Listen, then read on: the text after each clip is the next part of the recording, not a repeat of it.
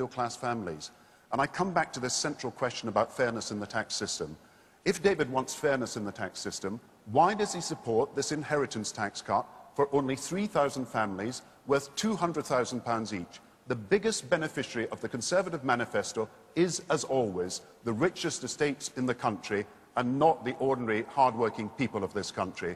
And if the Liberals want to cut child tax credits with the Conservatives, then I can say one thing. I will never form an alliance with a Conservative government that cuts child tax credits. David Cameron. Well, what you're hearing is very desperate stuff from someone who's in a desperate state. But you have heard from Labour and Gordon Brown. But I come back to this central question about fairness that has been raised by our questioner.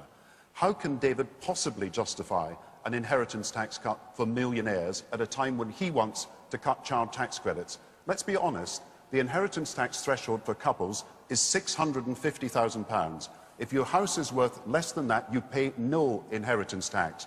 What David is doing is giving 3,000 people, who are the richest people in the country, he's going to give them £200,000 each a year. Now, that is simply unfair when he also wants, like Nick, to cut the child tax credits from ordinary families in this country. I've got to speak out about this because it's simply unfair and immoral for the Conservatives to put this as their election manifesto.